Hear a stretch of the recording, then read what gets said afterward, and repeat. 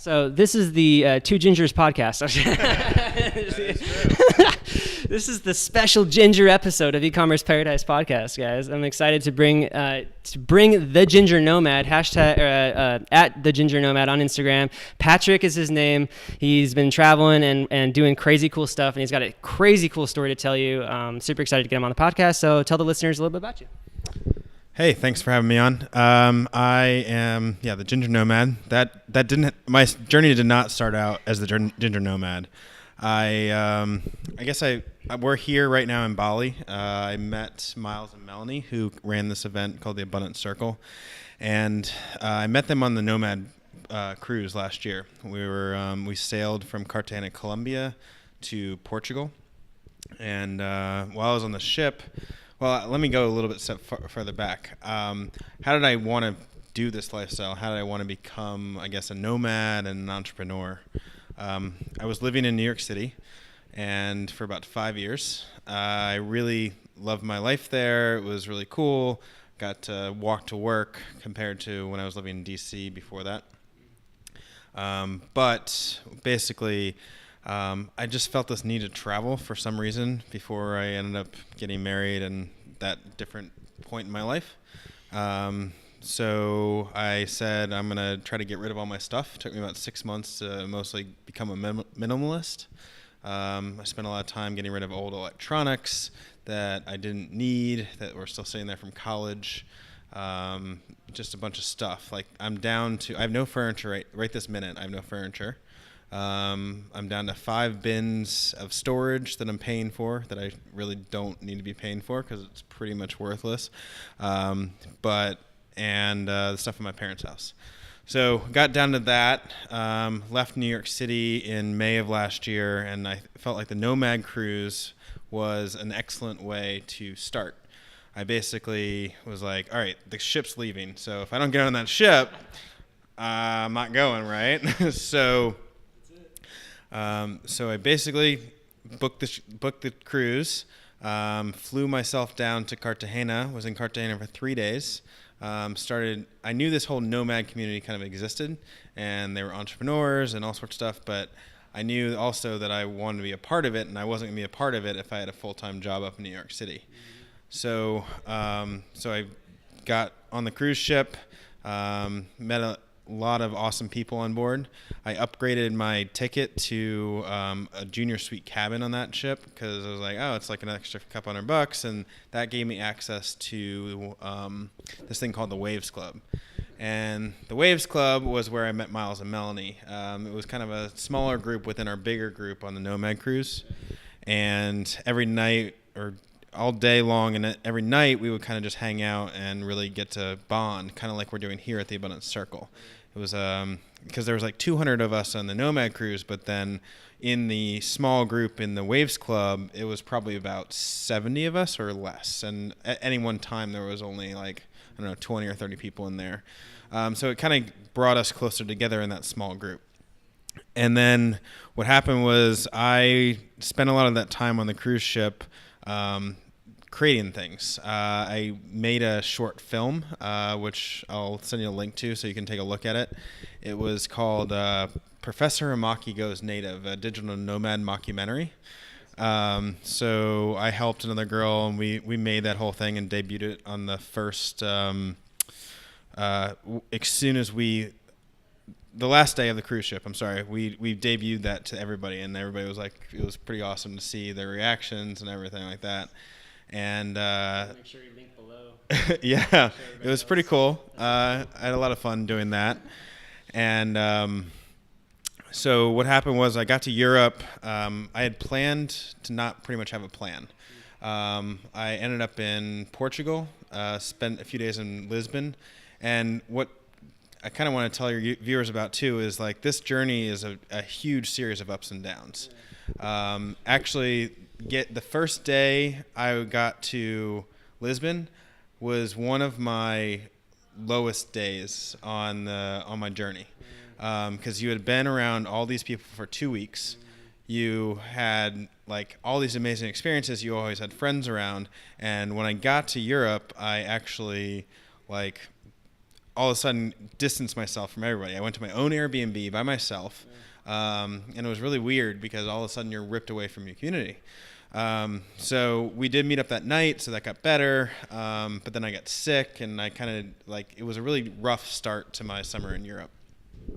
But Miles ended up convincing me to go to Barcelona, so I met up with them and kind of unconferenced the DC conference.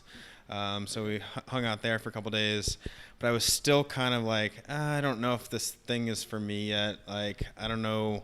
Maybe I was really thinking about going home back to New York. At this point, I was 2 weeks in, and then my dad had been to Copenhagen, and he really liked Copenhagen. So he told me, go to Copenhagen at least while you're there, and you'll love it. So I booked a flight from Barcelona to Copenhagen, and I was starting to feel a little bit better because I felt like Copenhagen, obviously us gingers, that's more of our that's more of our area, right? Our people. Those are our people. So what happened was I was feeling better, but there was one night, and I went out to this Irish pub by myself, and they started playing Irish folk songs. And when I was in high school and then college, we would go to these Irish pubs, and I just felt at home there and at this pub in Ireland. And that was kind of this big upswing. I started really enjoying it. I met some people, and they said you should go to Stockholm. So I actually was supposed to go to Munich. I had a flight booked to Munich, and I was like, you know what? That's another thing that's great about this lifestyle is you can just change your plans at will. And it's where should I go? And I had been to Munich before, and I'd never been to Stockholm. So I was like, you know what? I'm gonna take the $150 cut on the ticket that I have, and I booked a train ticket from Copenhagen to Stockholm. Love Stockholm. It was amazing. Then I had plans to be in Budapest. So after Stockholm, I went to Budapest and met up with friends there. And then the trip was really great. We went to Serbia together. And then I had actually, about 9 years ago or so, I had done this thing in Croatia. Right after I graduated from grad school at Virginia Tech, I went to Europe for 3 weeks. Mm-hmm. And one of those weeks I spent in Croatia, and we sailed around the islands between Split and Dubrovnik and Hvar and some of these other islands. And I became really good friends with the captain there. And he actually invited me back last summer for free to come on with him. His boat was totally booked that week, actually. So what happened was he actually invited me to stay in his cabin with him. He was just a super cool dude. And I ended up staying in the cabin, sailing around another week. I obviously paid him some money that was insanely nice, but he's such a great guy. And then this past summer, just fast forward for just a second, I was back in Croatia and did another sailing tour with another company, but I met up with him, and now we're doing our own sailing trip. I'm with that captain next year, so I'm going to be doing my first retreat where I'm leading next year. So all these travel things have kind of led up to me wanting to lead my own trips. So it's going to be exciting next year to see that first retreat happen with the captain, because he's so cool. He's a traditional Croatian guy. He just loves what he does, and it's going to be cool to see him lead a group of my friends around. So Croatia was the second to last stop, and then Ireland was the last stop. And I knew that I had never been to Ireland, even though obviously you can see the red hair here. Yeah. So I basically wanted to, and in Ireland there was a redhead festival, which we were just talking about. So I went to this town called Crosshaven. There's a little redhead festival, probably about 300 or 400 people that were there, and we just hung out for a few days, and all had red hair. There's we're at this house, by the way. I don't know if this has been your podcast from Miles, but this house literally shakes. There's this seawall. And every 10 minutes or even less, the waves hit it. It feels I know, we get a whole earthquake every few minutes. But that's another thing that kind of brings us together here, so it's kind of cool. Yeah, exactly. So how was the Red Hat Festival? So the Red Hat Festival was really cool. It was like 4 days. Met people from all over the world. A lot of people from Europe, but also some people from the States came. And it was just kind of a cool way to end my Europe trip that year. And I had a really good time. And basically, then I drove around the rest of the island by myself. Went to the Ring of Kerry. Slept in some Airbnbs. Had a really good time. There was this one place I remember in Cahersiveen or something like that. There's this little town. I stopped into this like pizza place that was converted from an old church. It was the most gorgeous building I've ever seen. It was like the coolest pizza place I've ever seen. And I started talking so I had been doing Instagram actually all summer, growing my Instagram. And I grew from 250 at the start of my summer to at that point when I was in Ireland, I was probably around 2,000 or 2,500. So I definitely implemented a lot of the skills I had learned on the Nomad cruise and from Miles and other people in this community. And I just had an iPhone. I didn't have anything else. I didn't have this camera that's sitting right here, this digital SLR. And I implemented just the tactics. It was a lot at that time. The strategy was follow, unfollow, and like. So I did a lot of that. I would sit in airports. I would sit in like taxis and just like do that. And luckily I had a T-Mobile account, and that summer they had given all T-Mobile users in Europe like free 4G. I don't have that now. Like they took it away. I still have like 2G or 3G. But that summer I had 4G all summer, so it was just like unlike, follow, unfollow, and also some blog posts that really did help grow my following. So I grew from 250 to 2,500. And so I started talking to them about Instagram marketing. I ended up getting them to start their own Instagram account while they were there. That was pretty cool. Miles and Melanie? No, this pizza place the pizza place in Ireland. Cool. And then drove back up to Dublin. Spent a couple nights in Dublin, just to obviously see the normal stuff you see in Dublin, like the Guinness factory and stuff. Yeah, totally. And then I flew home, and remember that roller coaster we were talking about? That roller coaster went way down. That moment I landed in New York City was pretty rough. All of a sudden, all the life I thought that I knew was gone. My apartment was gone because I got rid of my apartment. My job was gone. Didn't have a job. There was a relationship that was gone as well, and all of a sudden, like it was pretty rough for a few months actually. But so it was kind of like a rough time to get through, and like people need to know like this journey is not like all amazing, like everything's gonna happen amazingly right away, right? So I went through a rough patch definitely for a while, and but one thing I forgot to mention was while I was in Europe over the summer, Miles gave me a call. And remember, I had told you that I was doing these video things while we were on the cruise, right? And he gave me a call and he was like, it would be really cool if you came out to Thailand with us in October and did videos for us. So I was like, I'm not going to say no to that. So that's a cool opportunity. Yeah, it was a great opportunity, and I really appreciate Miles for offering that up, and actually he was the first person that ever brought me to Asia. So I had never been to Asia before, so I spent about a month, I guess, in Virginia where my parents live, and then I went to New York and I ended up getting a sublease there, and that's when I started like doing consulting work. Mm-hmm. So I luckily had planned out my journey into consulting and like entrepreneurship kind of strategically. Mm-hmm. And I knew that I had clients that were going to hire me after I had left my job. Okay. So people I had known in the past, so that really helped. I had done a little bit while I was in Europe, but it really started once I got back to the States.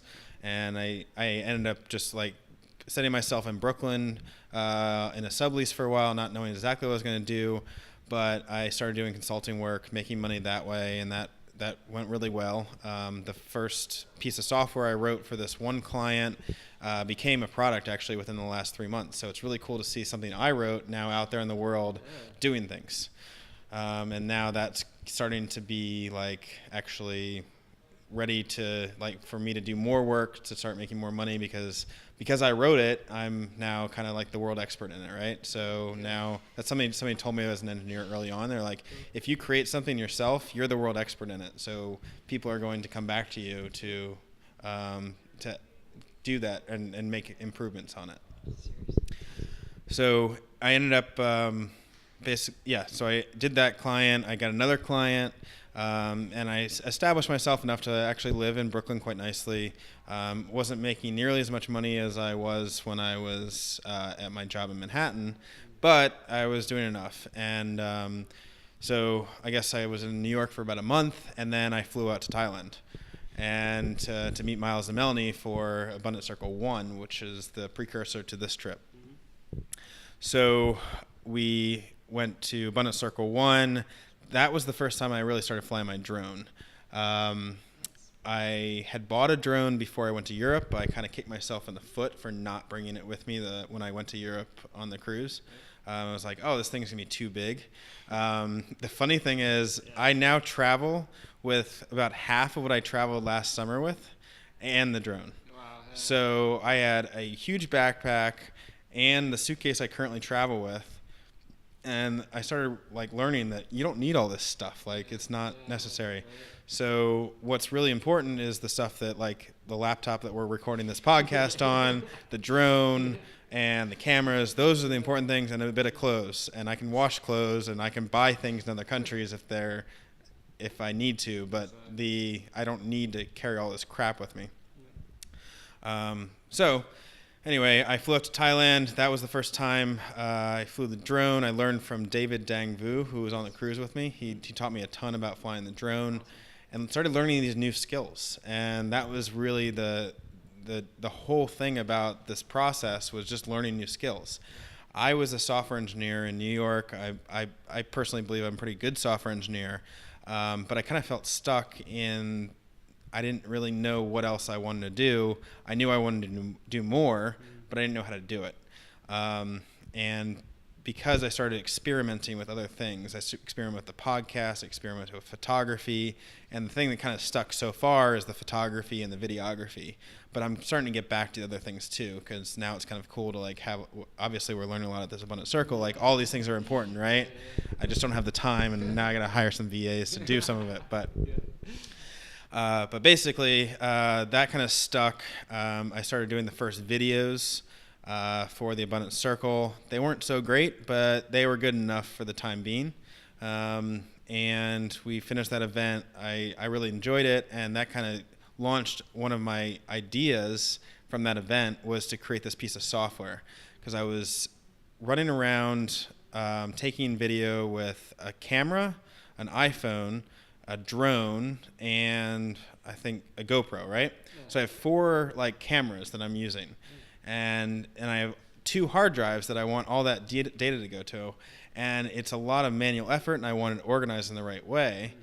So I ended up thinking, I can solve this problem. I'm a software engineer. So that was the start of Nomadic Media Manager, which is about to be a product that's going to be released. So I'm pretty excited about that. Wow. And that helps solve a lot of these problems that I've been having over the past year. And it makes these trips so much more fun because a lot of my time is now not spent organizing media. It's either taking the photos, hanging out with people, or doing the editing. And it's not spent just doing manual work to move files around.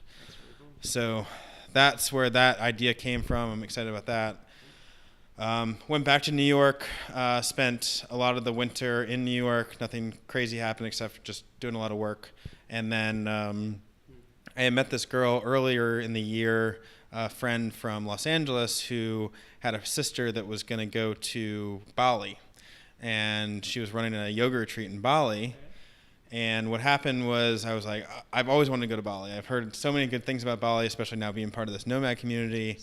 I was like, all right, this is a perfect opportunity. Like, I just said yes. And that's another thing that I've said a lot over the past year is just say yes. I said yes to Miles. I said yes to going to the Nomad cruise. And now I said yes to going to Bali. At that point in time, I used photography a little bit to get a discount, but I still paid for that trip. That was one of my first like retreats besides Miles' trip. So didn't have the clout yet to start using it as a business really yet. So, but I knew I wanted to go to Bali. So I went to Bali, and sorry, it's a lot of talking here. It's a long story. Yeah. So I went to Bali, went to the yoga retreat, took pictures for these girls, Katie and Kathleen, and really enjoyed that. Bali was like everything and more that I thought it was going to be. And what happened was one day at the retreat, one of the girls that was at the retreat with me brought her friend over and her boyfriend. And I had been using my Instagram to kind of reach out to a couple villas and stuff in Bali to try to get it to the point where I was going to get free places to stay. And it actually worked out really well. So I got the first time, before I met him, I already had one. And I had like 3 days at this villa in Canggu. So you got a place at this 5-star resort. Yeah, so we started like at this, like it was like a 4.5-star resort. All right, let's because the next one I wanted to get to. All right, so it was like a 4.5-star resort at this this resort in Nusa Dua. Where's Nusa Dua?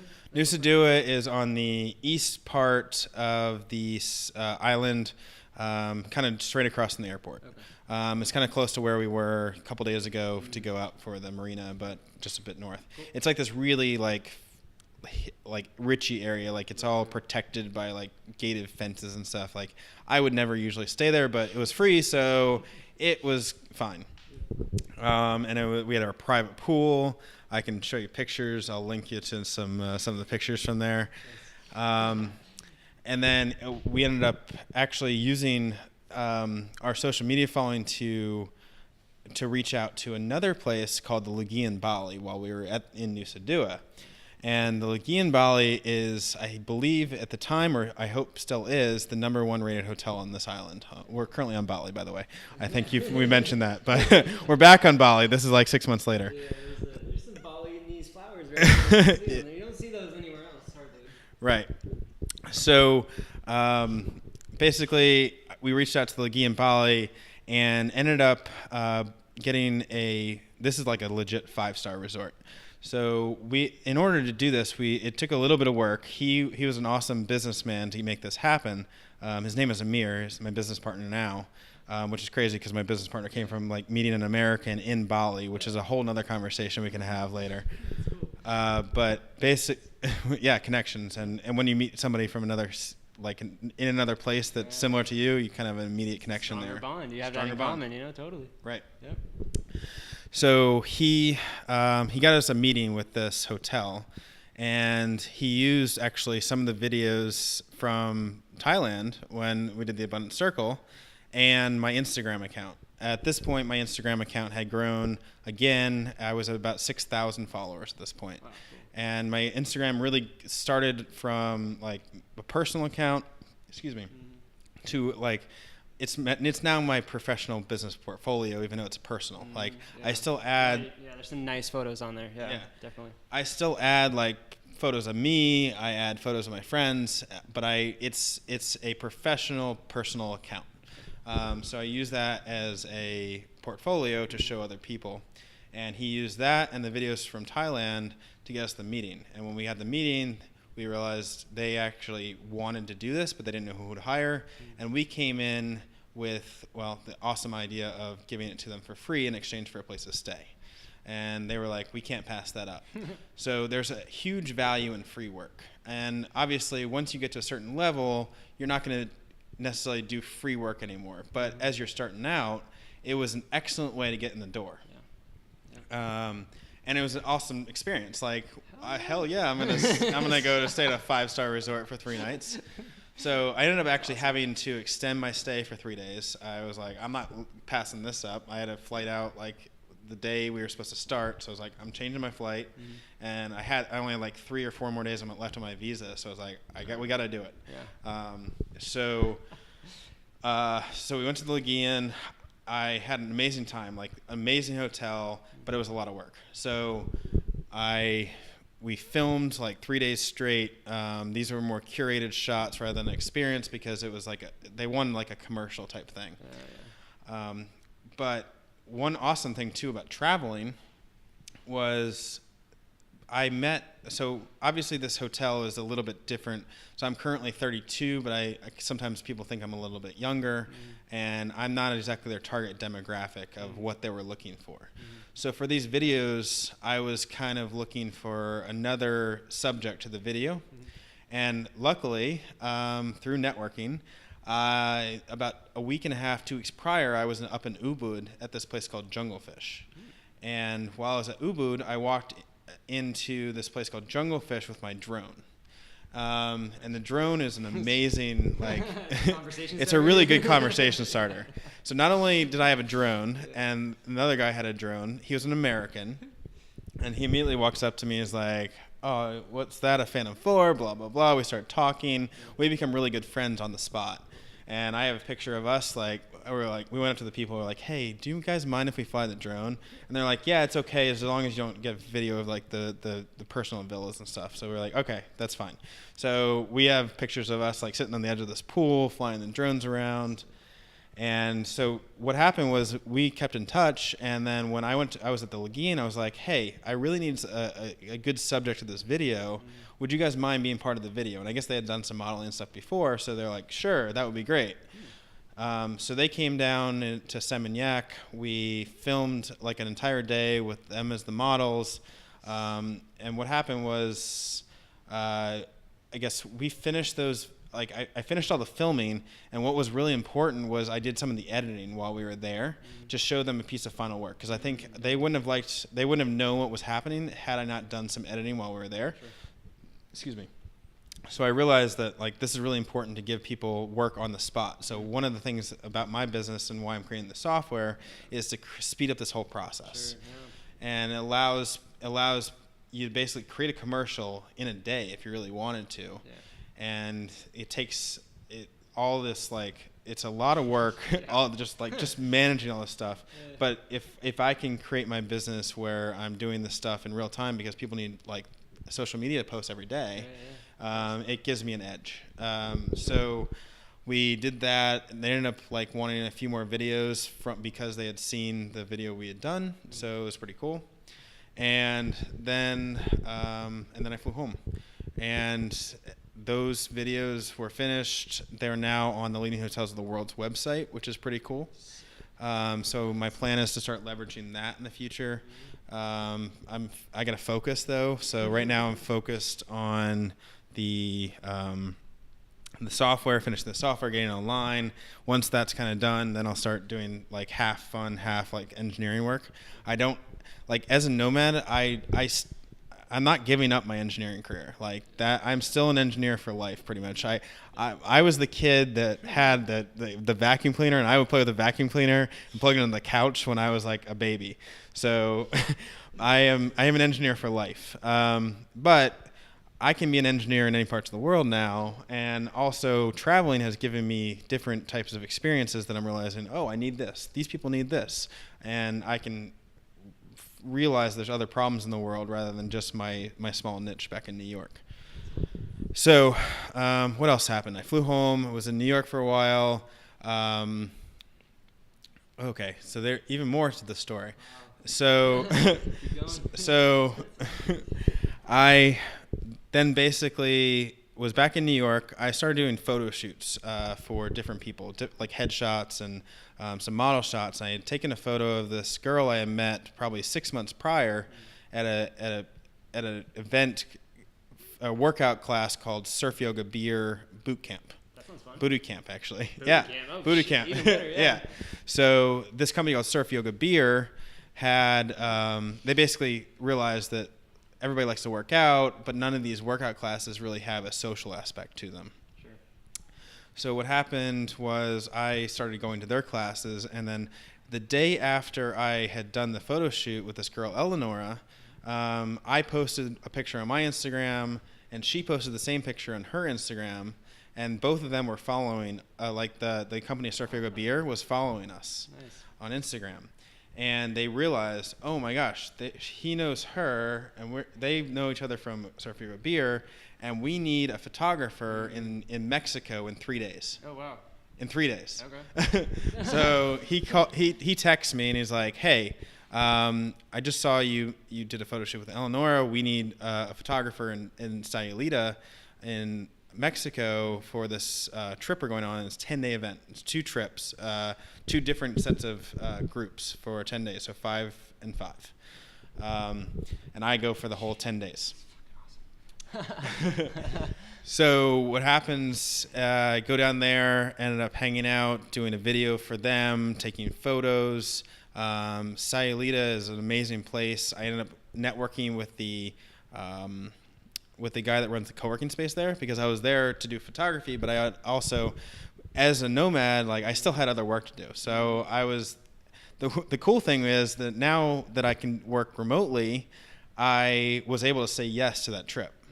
If I had a job where I was tied to a desk and had to ask my boss, that wouldn't have happened. Like I would have said, oh, my boss is not going to let me go 3 days from now to be a photographer. No, sorry. But because of the lifestyle I had built, I was able to do that. Awesome. So but while I was in Sayulita, I ended up going to the Sayulita co-work to get high-speed internet.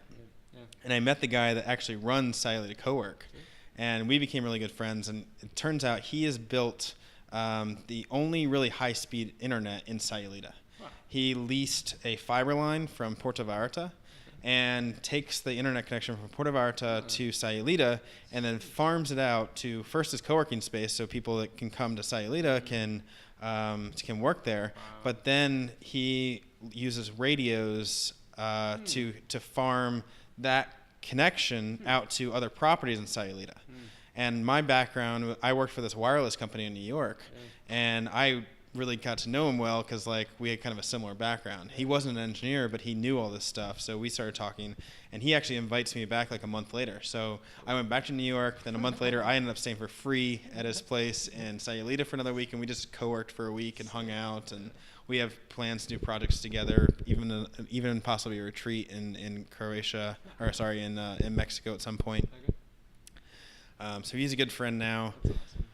What else happened? I went back to New York. So I've been in and out of New York. So like I never really gave up New York. I just kind of like I don't have an apartment there right now. So I would do Airbnbs or stay with friends. And then I ended up booking, when I booked the trip to Sayulita, I booked it on points, but I ended up screwing up the points and transferring it to United. And I realized that I could have gotten a better deal if I just booked it through Chase Sapphire Rewards. But I had already transferred like 70,000 points off to United. And like, luckily I had enough to pay for both. And I was like, all right, well, you know what? I spent last summer in Budapest. I really like Budapest. I'm going to use those 70,000 points and book a business class ticket to Budapest in August. So I was in New York, and I was like, all right, let's go to Budapest for August. And I had friends that were going to Budapest. I was like, oh, this is awesome. There's a music festival called Sziget in Budapest. So I booked an Airbnb for a month in Budapest, which was like way nicer than anything I would have booked in New York for the same price, right? Yep. And like a 1-bedroom, awesome apartment in the great part of town. And stayed there, partied a lot at the music festival. It's a cool music festival because you can go to the festival but then stay in the city. So you can go to the festival at night and then you can go back to your apartment and just chill during the day versus having to camp at the festival and stuff. So stayed there. While I was in, actually just before I left New York to go to sorry, lots of talking. Just before I left to go to Budapest, I had a friend that I'm working with called his name is Alex, and he got me a gig in Croatia. So I ended up going to be a photographer for this sailing trip in Croatia, which we're about to release the video of. And so I did another, basically did another retreat. I didn't pay for that retreat. I didn't get paid, but I was already in Europe, so it was easy. I just took a bus from Budapest to Croatia, did a week-long sailing trip, got to go sail around the islands of Croatia, and then I ended up because I was in Croatia, like so close to when the next Nomad cruise was, I just said yes to the Nomad cruise. I wasn't sure I was going to go. I kind of wanted to go back to the States and go back to New York, but because it was so close, I was like, all right, well, I'll just stay and live and split for another couple weeks. Yeah. Got a bunch of work done. I did a lot of work on Nomadic while I was in Croatia.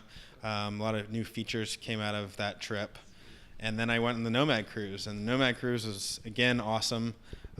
This time we didn't have the Waves Club, but I had I think that was actually really good because it brought the group closer together. There wasn't this separation. So I hung out. We had more stops that time. So we stopped in St. Kitts. We stopped in Curacao. We stopped in Aruba. I was part of actually doing the next Nomad Cruise video, so I helped be part of that. I've done this thing called acro yoga too for the last 4 years. And I had brought 2 girls that I had met earlier that year, came on the Nomad Cruise because I told them about it. And they did acro yoga, so we started teaching classes every night. So we taught an acro yoga class every day at 6 p.m. when we were at sea. So that was really cool to see. Like one day we even had like, yeah, it was crazy. It was such a good following. Like every day they're like, hey, are we doing acro today? It's so cool. It is cool, yeah, it's really fun. And basically one day we had like 50 people. So this really became a big thing on the cruise ship. And it brought people closer together too, because it's like trust and you're learning from each other and all sorts of stuff. So, and then I got to Panama. We spent a few days in Panama, and then I flew back to New York. And now I did some photo shoots there. I did some work there. Now I'm going to go after this trip, I'm going back and renting Alex. Alex has a photo studio in New York, so I'm going to be using that as my workspace. And as a jump-off point to get an apartment back in New York, because I want to start having a home base. It's been like a year and a half. So it takes a long, now I'm ready to have a home base. But I'm still going to do some trips. And I don't know what 2018 will bring, but still do some trips. But now I really want to focus on taking all this stuff, all these photos, all these drone videos, putting it all together into portfolios, finish the software, and then maybe second half of 2018, go out and do like a 2-3 month trip again where we implement all this and go like promote it again. So, and then I didn't know if I was gonna say yes to Bali the second time around, but I couldn't say no, and Miles flew me out to Abundant Circle Bali, so we're here now. So what do you think of the Abundant Circle so far? And I mean, it hasn't just been like you being around taking photos and videos. You've actually kind of been like an active member of the group and like masterminding and stuff, which is super cool because like you are an entrepreneur just like the rest of us. And it just so happens to be that you're like a really good videographer, drone flyer, and photographer. So we've gotten some like crazy good footage. And the first video is already live actually on YouTube, which is pretty awesome. Yeah, and it turned out really good. And you actually edited it here. So what have you like gained from this event yourself beyond just like obviously making the footage and the connections? Like have you been able to gain anything like have you learned things about yourself, learned things about your business, things like that you might implement in the future? I think I've learned a lot, and it's just really the connections and the opportunities. Learning to say yes to even go was a really good start. When Miles asked me, I was like, I couldn't pass it up. And basically, I think it's really important to like, this is a great way for me to go on. I love these retreats. I love being part of this, and it's a great way for me to get an outlet to go on these retreats and not spend as much. I wouldn't necessarily maybe choose to come on this had I not had the opportunity to work for Miles to do this event. Yeah. But basically now I'm actually learning a lot about running my own retreats by being here. So now after doing all these retreats, I feel like I'm now ready to be ready to lead my own next time around. So by seeing how other people do it, I've learned a lot from different ones. Like some things ran smoothly on some retreats, some things didn't. I'm like, okay, now I know the things I want in a retreat, how to make it run smoothly. So that's a lot of things I've gained. And then another thing is just being like, I pride myself on trying to be part of the group too. Like there's a lot of work I have to do to be here, but then I also want to be part of it and meet everybody and be part of the community. I met Willow in New York City a few months ago when she was there. So I think it's really cool to be part of the community. It's just a different way for me to gain access because I'm not to my business level yet, where some of you guys are, but I have just putting myself around people like that really gets me in the mindset, gets me ideas, makes me know more about digital marketing, makes me just have more ideas because again, like the idea for Nomadic Media Manager came out of me doing one of these trips. So.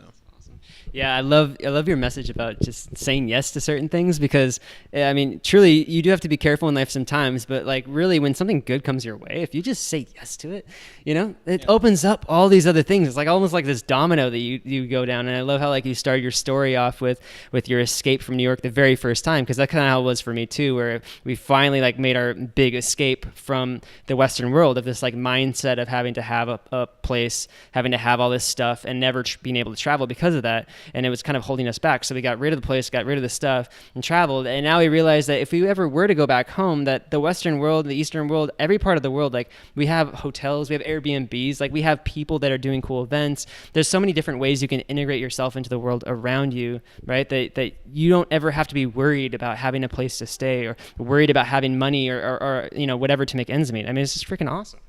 Yeah, and I will definitely say I didn't make all the right choices along the way. There's choices I would have definitely chosen. Like I wish I could have a time machine and go back in time and change a bunch of stuff. But I think it's awesome, like the way I've done it, and it's basically. Yeah, you can be anywhere. You can do this stuff. Like it may be harder to find an Airbnb in New York, but I've actually been a nomad in my own city now. Like it's pretty kind of cool. So you're not tied to these things. Like yes, it's nice to have a home base, but it's not necessary all the time. And the opportunities it's given me to go out in the world, see it, and then come back. Like it also makes me more grounded. Like I start appreciating New York more than I did before. And like I appreciated the relationships I've had there, appreciated the living there because I love being outside, but I also love being back with my community. So it's kind of like I want the best of both worlds, I guess, but I can kind of have it in some way. And I don't know. I don't know what to say there. Just like it just say yes to things and don't be so scared. Like I would never tell anybody don't go to college for one. Like my engineering degree is still benefiting me now. I don't know if you necessarily need it all the time. Like there's all these new education systems, but I would never tell somebody no, do that. I would never tell anybody just go quit their job with no money. There are people that do it. Like people have left and gone to Asia with like $500 to $1,000 in their pocket. That wouldn't be me. I had saved up enough money to feel comfortable. I wasn't trying to worry about that when I had left, and even now, like I have enough money coming in to like I'm not worried that I'm not gonna have a roof or a meal in my belly or whatever. But I think people are really scared to make the jump and not like. It's so crazy for me to see all these people in where I grew up in Northern Virginia just like spend an hour driving into the city to go to work, to make some money, to drive an hour back, to be exhausted, to not have enough time to spend with their kids, to go to bed and do it all over again. Like actually like you can make more money if you just think outside the box a little bit. And now actually New York's a great place. I love New York more now that I don't have a full-time job because I can leverage different times. I don't have to sit in the subway at rush hour. I can go to yoga class in the middle of the day. I can do all these things around the city that I may have not had the opportunity to do before. So let's talk a little bit about your project Nomadic. I think it's pretty freaking awesome because what you're doing, I think, is you're solving your own problems, which are problems other people are having too, and you're creating a way for this to go really big in the future. So I know you're still in the works on it, but you are at that stage now where you have this prototype and you're kind of working on it, and that you have this goal, right? So can you talk a little bit about that?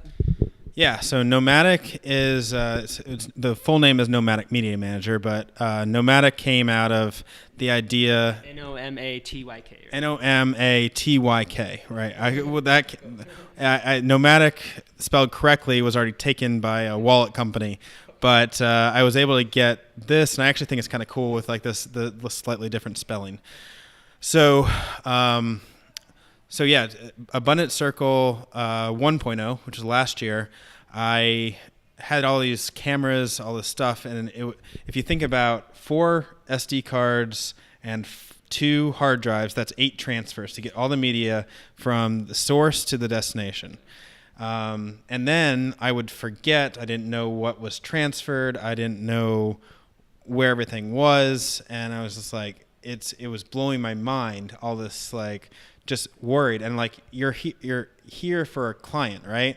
And if you end up screwing up and losing footage, to a certain extent, if you could film it again, that's one thing, but like I could go back a month later and then, oh crap, all my stuff is gone, and they're gonna be pretty pissed. And like, and then if you're making money, like what's like they're gonna like, that's basically a breach of contract, right?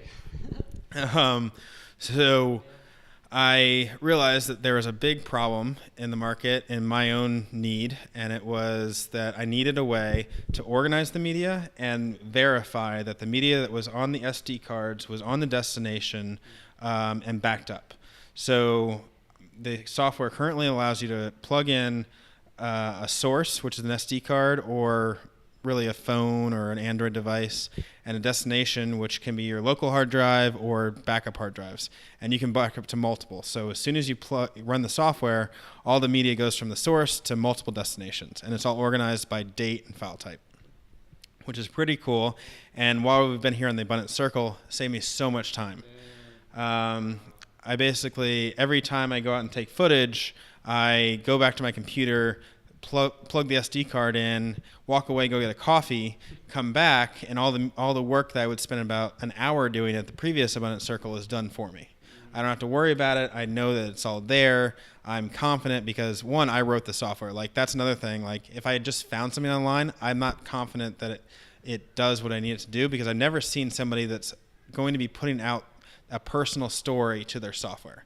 And that's one thing that I will be doing as I launch my program, is there's a personal story to this. It was written while I traveled the world. It was written for a purpose, and it was written on multiple continents, on airplanes, on cruise ships, pretty much everywhere.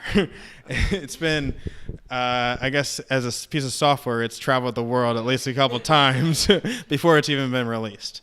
And then actually an idea that came out of this trip on the Abundant Circle, which I had the idea, but I never really thought it was going to be an immediate need. But I realized because I have all these hard drives that are sprawled out with USB cables, and that's liable to break them and drop them, I need to create a piece of hardware that uses the software and does it the right way, that I can just plop this thing down and all of a sudden plug an SD card in and it's all transferred, versus me having to hook up my computer to a USB hub to 2 hard drives. And that's my goal. So Abundant Circle 3.0, next year, their nomadic software will be on the App Store and released, and nomadic hardware should at least be in a prototype stage. Really looking forward to seeing the development and how it goes. It's really exciting. It's new technology, and it's solving problems, and it's making life easier. And we were talking about all these other use case studies that you have in mind for all these different types of people that are going to be able to benefit from it. And I think that's a huge part of being out here and being surrounded by entrepreneurs like Miles and Melanie and yourself, is that I've learned a lot about it's not just about making money as an entrepreneur. It's not just about traveling the world. We're trying to solve big problems, and we're trying to make a big difference in the world around us. And I think it's really awesome, what you're doing as an entrepreneur with your media, and then as an entrepreneur solving problems by making life easier for other people. It's cool. Yeah, I mean, that's mainly my goal. Was to solve my own problem, which was less worry in my head about, do I have the media, and to save my own time, right? And now if I can save humanity all these hours, those photographers can spend more time taking pictures or editing. Those videographers can spend more time taking their videos or editing. And just in general, the world can have more time to do things that they don't necessarily want to be clicking and dragging files around. And then, yes, I have so many more ideas, which we can go into on a later podcast, that are going to make this like much easier for in general. But my main goal is to get the basics, the minimum viable product out, right? We want the minimum viable product to be ready to go out. Just ship it. And then once we ship that, we're going to talk about version 2.0 with all these additional features. So. Oh, yeah. All right, awesome. And such an awesome story, really inspirational. I know everybody out there is going to be super inspired by this, because you went from, like all these struggles, you met all these people, you said yes so many times, you went to all these amazing resorts, and you just made connections. And I mean, that's just how you got to do it. You just got to be friendly. You just got to have fun with it, and just make connections. It's the most fulfilling part of life, I think. And that's the journey I'm on too. So this is a lot of fun for me doing this. And I think we're going to definitely have fun on the next podcast we do next year. So for sure. So just let the audience know, I guess, how they can follow you, how they can find you. So you can find me on Instagram at the Ginger Nomad, and I do have a website, thegingерnomad.me. It's currently not really working right now, but that's another goal after this trip, is we're going to get that back up. I also have a company called Creative Collisions Group, creativecollisionsgroup.com. And the last thing is the software. So the software website is going to be up and running soon. It's NOMATYK, nomadic.com. And I'll give you all the links that you can link in this podcast. So thanks a lot for having me on. Yeah, definitely. Thanks for being on, and we'll see you next time. See you guys out there.